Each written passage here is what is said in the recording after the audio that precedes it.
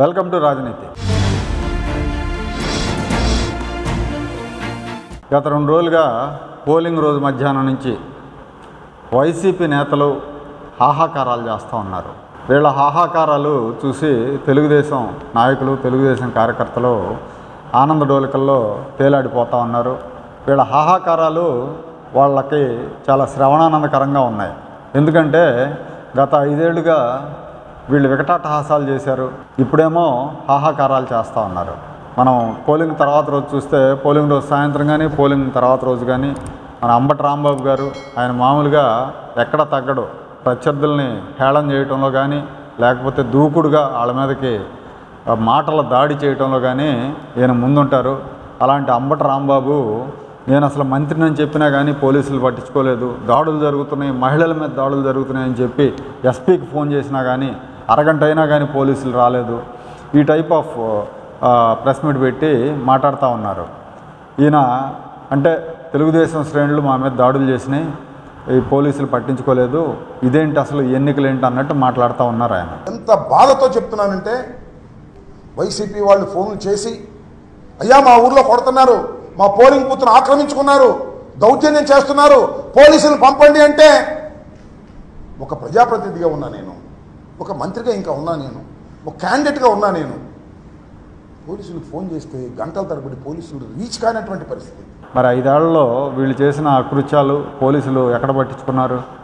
ఇప్పుడు మహిళల మీద దాడులు చేశారని అంటున్నారు. అమరావతి మహిళల మీద దాడులు ఎన్నిసార్లు చేశారు? అమరావతి మహిళలను అర్ధరాత్రి పోలీసులు ఇళ్లలోకి వెళ్ళి సోదాలు ఎన్నిసార్లు చేసి ఇబ్బంది పెట్టారు? కడుపులో కాళ్ళతోటి తన్నిన పోలీసులు లేరా? అప్పుడేమైపోయింది? ఇప్పుడు ఉన్నట్టుండి మహిళల మీద వీళ్ళకి సానుభూతి వచ్చేసి మహిళలను కొడతా ఉంటే దిక్కులేదని అనిల్ కుమార్ యాదవ్ను అంబటి రాంబాబు మాట్లాడుతూ ఉన్నారు. ఇక అనిల్ కుమార్ యాదవ్ అయితే ఆయన అసలు ఇదేం ఎలక్షను, ఇదేం యంత్రాంగం, వీళ్ళేం పోలీసులని మాట్లాడుతున్నారు. కొట్టుకుంటే ఊర్లో మాకు తెలియదు. ఇదే సమాధానం అంటే ఒక పోలీస్ అఫీషియల్స్ చెప్పాల్సిన సమాధానం నేను ఎస్పీ గారు చెప్తున్నారు. చర్యలు తీసుకుంటాం సార్. ఏంటి తలగాయ వాళ్ళు కొట్టి, ఆడవాళ్ళు తలగాయ వాళ్ళు కొట్టి, ఆడవాళ్ళు చీరలు లాగి జాకెట్లు చించి పంపిస్తుంటే తర్వాత చర్యలు తీసుకుంటాడా? ఇది ఎస్పీ గారు సమాధానం రాత్రి మాకు. సార్ మేము దారుణం, పెదకూరుపాడు ఎమ్మెల్యే గారు ఫోన్ చేసి 3 గంటల నుంచి ఫోన్ చేస్తున్నాము, ఇక్కడ ఏజెంట్లు బయటికి రావాలంటే కొట్టేదానికి సిద్ధంగా ఉన్నారు, ఎస్పీకి, సిఐలకి, డిఎస్ఎల్ ఫోన్ చేసి ఎత్తట్లేదంటే నిజంగా చెప్తాను, దీనికి నిజంగా ఐజీ గారు, ఎస్పీ గారు మీరు కావాలంటే రిగ్గింగ్ చేయించుకోవాలంటే చేయించుకోండి, ఇబ్బంది లేదు.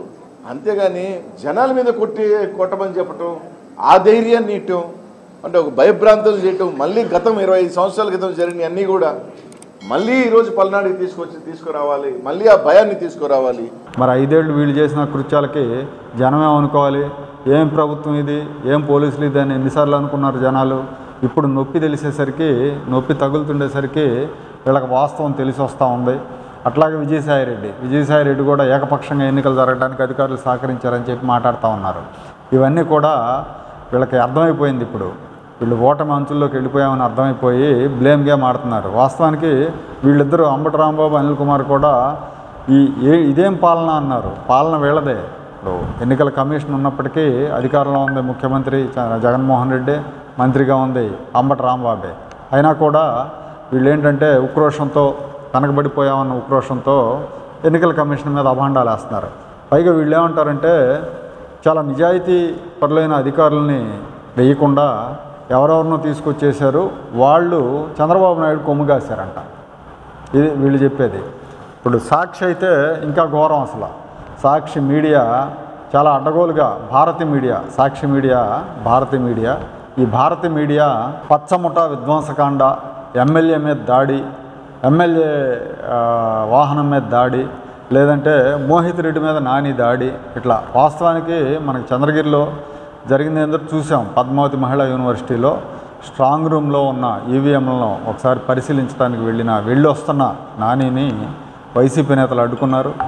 సుత్తులతో, రాళ్లతో, బీర్ బాటిల్స్తో అటాక్ చేశారు, గన్మెన్ని కొట్టారు, గన్మెన్ గాలిలో కాల్పులు జరిపారు. ఇవన్నీ విజువల్స్ ఉన్నాయి. ఇవన్నీ విజువల్స్ ఉంటే ఈ భారతీయ మీడియాలో నానియే మోహిత్ రెడ్డిని కొట్టారని చెప్పి రాసుకొచ్చారండి. అంటే చూడండి అసలు ఎంత వాస్తవ విరుద్ధంగా ఉంటుందో ఈ మీడియా జనాల్ని అబద్ధ పురాతలతో అబద్ధ ప్రచారం చేయడానికే ఈ మీడియాని పెట్టారు. ఆ పాత్రను వీళ్ళు సమర్థవంతంగా నిర్వహిస్తూ ఉన్నారు. అట్లాగే మాచర్ల ఇష్యూకి వస్తే, మాచర్లలో పిన్నెల్లి రామకృష్ణారెడ్డి తమ్ముడు వెంకటరామరెడ్డి, ఆయన అనుచరులు 100 మంది కర్రలు ఊపుకుంటూ తిరుగుతూ ఉంటే అవి కనపడలా. వాళ్ళ మీద తెలుగుదేశం దాడి చేసిందని చెప్పి రాస్తారు వీళ్ళు. కారంపూడిలో తెలుగుదేశం ఆఫీసును పగలగొట్టేశారు. కారంపూడిలో అడ్డం వచ్చిన వాళ్ళని కొట్టుకుంటూ వెళ్ళిపోయారు. అవన్నీ కూడా విజువల్స్ ఉన్నాయి. అట్లాగే రెంటచింతల్లో ఆ మహిళను ఒక ఆవిడని గొడ్డలతో నరికారు. అవి విజువల్స్ ఉన్నాయి. ఇవన్నీ వదిలేసి పిన్నెల్లి శుద్ధపోస అన్నట్టు పిన్నెల్లి మీద దాడి, పిన్నెల్లి కొడుకు మీద దాడి అని చెప్పి వీళ్ళు రాసుకొస్తూ ఉన్నారు.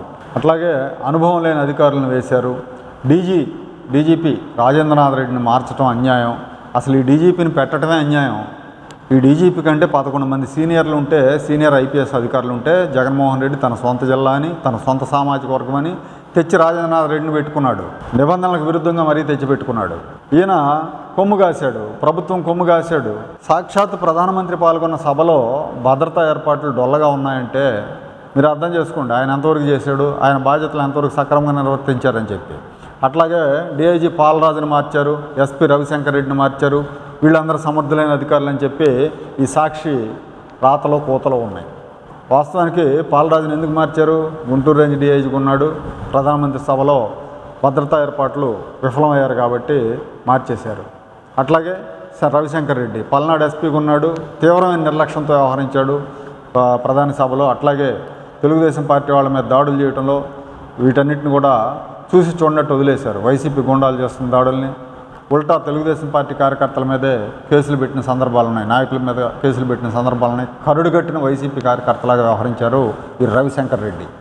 ఇలాంటి అధికారులను మార్చారు. పిఎస్ఆర్ ఆంజనేయులు మార్చారు. పిఎస్ఆర్ ఆంజనేయులు ఒక పెద్ద సమర్థుడైన అధికారి, ఆయన మార్చేశారని ఈ సాక్షి రాసుకుంటూ వచ్చిందనమాట. అంటే ఈ వైసీపీ చేసే వెధవ పనులన్నిటికీ ఒత్తాసు పలికే పోలీసు అధికారులని ఎన్నికల సంఘం ఈసారి మార్చింది చాలా వరకు. అందుకే ఎన్నికలు ప్రశాంతంగా జరిగాయి. ఈసారి ఎన్నికల్లో ఎక్కడ గొడవలు జరగలా, ఒక్కచోట కూడా రీపోలింగ్ జరగల. అంటే ఇంత ప్రశాంతంగా జరిగాయంటే కారణం ఏంటంటే ఈ పోలీసు అధికారులు లేకపోవటం. వీళ్ళు కనుక విధుల్లో ఉన్నట్టయితే ఎన్నికలు మరో రకంగా జరిగాయి. వీళ్ళు అడ్డగోలుగా వైసీపీ గుండాలకి సపోర్ట్ చేసేవాళ్ళు. ఆ ప్రమాదం తప్పిపోయిందనమాట. కాకపోతే ఇప్పుడు ఓటమి దగ్గర పడే కొద్దీ వీళ్ళ ఆందోళన, ఆవేదన, భయం అన్నీ బయటకు వచ్చేస్తున్నాయి. నాయకులేమో వాళ్ళు ఇక చాలా దీనమైన మాటలు మాట్లాడుతున్నారు. వాళ్ళకి ఇప్పుడు ప్రజాస్వామ్యం గుర్తుకొచ్చింది. ఇది ప్రజాస్వామ్యమేనా, ఇంతేనా, ఇదేనా ఎన్నికలు అని చెప్పి. అసలు నామినేషన్లు వేయనీయకుండా స్థానిక సంస్థల ఎన్నికలు చేసినప్పుడు, నిమ్మగడ్డ రమేష్ కుమార్ మీద కులం పేరుతో ముఖ్యమంత్రి దాడి చేసినప్పుడు వీళ్ళ నోళ్ళు ఏమైనాయి? అప్పుడు ప్రజాస్వామ్యం గుర్తుకు రాలేదు వీళ్ళకి. అట్లాగే ఈ సాక్షి రాతలు కూడా. ఇప్పుడు యాతావాత ఏంటంటే ఈ పార్టీ ఓడిపోబోతుంది, జనం ఇంటికి పంపించాలని నిర్ణయించారు కాబట్టి ఇప్పుడు ముందు నుంచే దీనాలాపనలు మొదలుపెట్టారనమాట. ఏదో అక్రమాలు జరిగినాయి, అన్యాయాలు జరిగినాయి అని చెప్పి వీళ్ళంతా కూడా చేస్తున్నారు. ఇవన్నీ కూడా చూసే వాళ్ళకి ఎలా ఉన్నాయంటే 5 ఏళ్ల నుంచి వీళ్ళ అకృత్యాలన్నీ భరించిన వాళ్ళకి. ఎందుకంటే చూశారు అమరావతి ఆందోళనకారుల మీద పోలీసులు హడావిడి చేయటం కానీ, లేదంటే చంద్రబాబు నాయుడిని అడ్డుకోవటం, చంద్రబాబు నాయుడిని అరెస్ట్ చేయటం, ఏకపక్షంగా సాగిన పాలన ఇవాళ కొంచెం తెప్పరిల్లి ఏదో ఎన్నికల కమిషన్ పుణ్యాన కొంత న్యూట్రల్ వాతావరణం వచ్చింది, లెవెల్ ప్లేయింగ్ ఫీల్డ్ వచ్చింది. దాన్ని వైసీపీ వాళ్ళు భరించలేకపోతున్నారు. వీళ్ళ హాహాకారాలు వింటూ ఉంటే మిగతా వాళ్ళందరికీ కూడా చాలా శ్రవణానందకరంగా, కర్ణపేయంగా ఉంది.